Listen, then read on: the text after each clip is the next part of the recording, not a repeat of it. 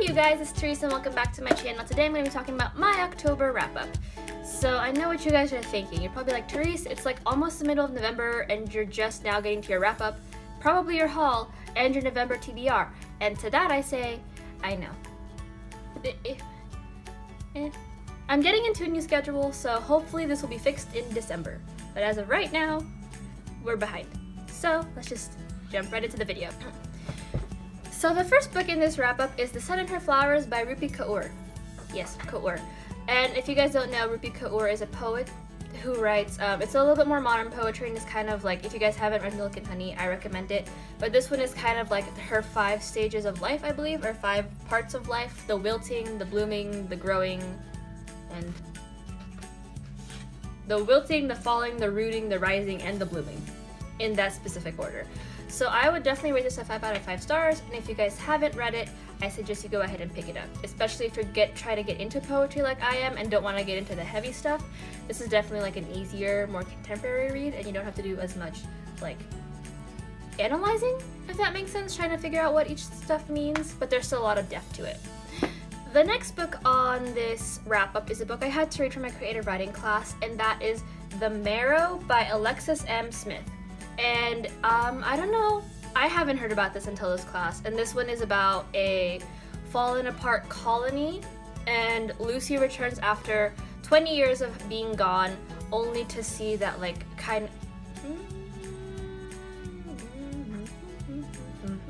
yeah, so she returns after 20 years after hearing from her best friend after so long, and she kind of uncovers like the secrets and the mysteries behind this island, as well as kind of the mysteries on her own. And sadly, I didn't enjoy this book too much. I felt there was a lot of stuff going on and I couldn't get really much into the characters, but I will be leaving kind of my Goodreads review down below if you guys want to check that out. But I would give this a 3 out of 5 stars, but if you liked it, that's great. It's just not the book for me. So the next book in this wrap-up is a book I've probably mentioned like 4 or 5 times since starting this channel, and if you don't know the book, then you'll probably get to know it now, and that is The Picture of Dorian Gray by Oscar Wilde.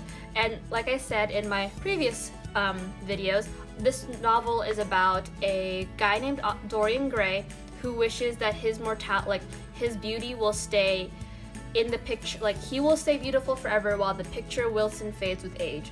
And he just gets that wish exactly. And this is actually one of my favorite classics. This is my 2nd time reading through it, and like before, it did not fail, and I give this a total 5 out of 5 stars. So the next book on this TBR wrap-up, not TBR, A+. But the next book in this wrap-up is Cinder by Marissa Meyer.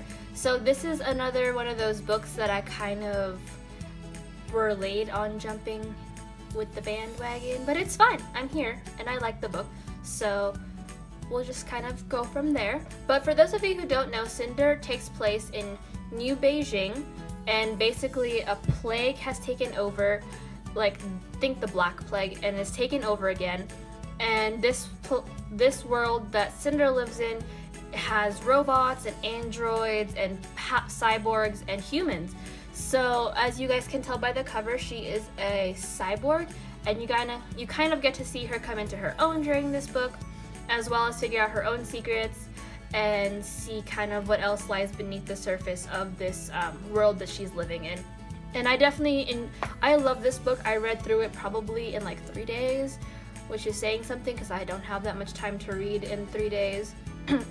But this is definitely a 5 out of 5 stars for me, and I believe I did a Goodreads review on it, but if I did or didn't, it'll be down below. So the last book on this wrap-up is Flame in the Mist by Renee Ahdieh, and for those of you who don't know, Flame in the Mist is about Mariko, who ends up being ransacked during her trip to meet her betrothed, and there she decides to kind of save her own honor and save like the family name by dressing up as a boy to find out who were the people who ended up killing her troop, as well as trying to kill her but ultimately failing.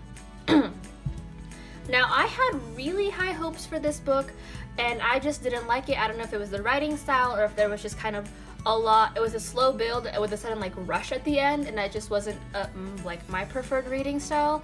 But I give this at a 2 out of 5 stars, and I'll definitely be linking my very spoiler filled video down below, as well as my Goodreads review if you guys want to check that out instead.